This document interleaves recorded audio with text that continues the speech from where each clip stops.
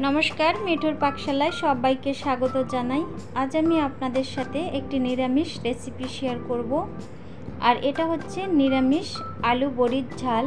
भीषण ही भालो हय खेते और खूब सहजेও तैरी करा जाय। चलुन ताहले देखे नेই किभाबे आमी এই রান্নাটা করে থাকি।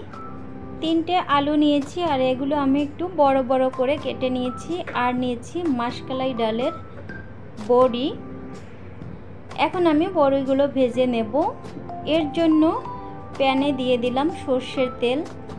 পুরো রান্নাটাই আমি সরষের তেলে করব, আপনারা চাইলে সাদা তেলেও করতে পারেন। এখন এর মধ্যে আমি বড়িগুলো দিয়ে দিলাম। এরপর বড়িগুলো একটু লালচে করে ভেজে নেব।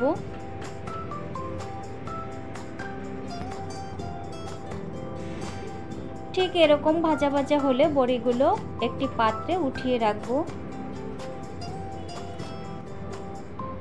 আবারও একটু সরষের তেল দিয়ে দিলাম। এখন এর মধ্যে আমি আলু দিয়ে দেব।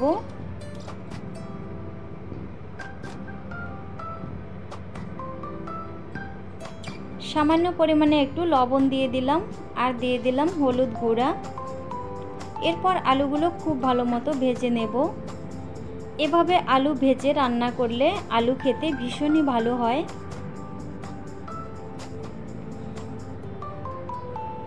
আলুগুলো ভাজা হয়েছে, এবার আলু আমি আলাদা একটি পাত্রে উঠিয়ে রাখছি।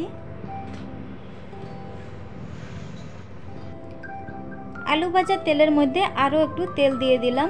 এখন এতে হাফ চা চামচের মতো গোটা জিরে ফোড়ন দিলাম আর দিয়ে দিলাম 2টা শুকনো মরিচ। একটু ভেজে নেব। এরপর এতে দিয়ে দেব 2 চা চামচ আদা বাটা। আদা বাটা কষিয়ে নেব। যখন এর থেকে কাঁচা গন্ধটা চলে যাবে তখন এতে দিয়ে দেব টমেটো বাটা। একটা বড় সাইজের টমেটো আমি অর্ধেকটা বেটে নিয়েছি। এখন টমেটো বাটা আরেকটু কষিয়ে নেব। টমেটো থেকে যখন কাঁচা গন্ধটা চলে যাবে তখন এতে আমি দিয়ে দেব 1 চা চামচ জিরে বাটা, 1 চা চামচ ধনে বাটা, 1 চা চামচ শুকনা মরিচ বাটা, স্বাদ মতো লবণ দিয়ে দিলাম আর দিয়ে দিলাম পরিমাণ মতো হলুদ গুঁড়া। এরপর সব কিছু খুব ভালো মতো কষিয়ে নেব। মিডিয়াম টু লো আছে 5-6 মিনিট ধরে আমি মশলাটা কষিয়ে নিয়েছি। এখন এর মধ্যে আমি ভাজা আলুগুলো দিয়ে দেব। এরপর মশলার সঙ্গে আলু আমি আরও একটু কষিয়ে নেব।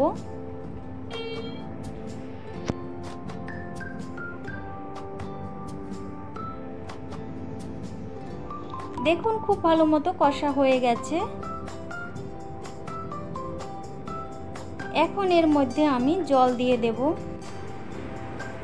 জল একটু গরম করে নিয়েছি। রান্নাতে গরম জল ব্যবহার করলে টেস্ট ভীষণ ভালো হয়। এরপর আমি চুলার আঁচ মিডিয়াম হাইতে রেখে 3-4 মিনিট জাল করে নিয়ে মিডিয়াম টু লো আছে রান্না করে নেব 8 থেকে 9 মিনিট পর্যন্ত।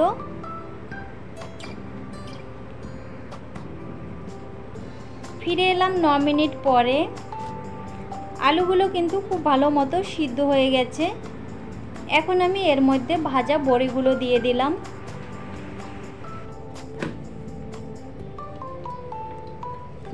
চারটা আস্ত কাঁচামরিচ দিয়ে দিলাম। এরপর বড়িগুলো খুব ভালো মতো ঝোলের সঙ্গে মিশিয়ে নিচ্ছি।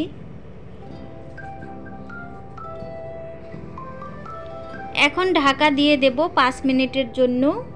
আর চুলার আঁচ এই সময় আমি লো করে রাখব। ফিরে এলাম 5 মিনিট পরে।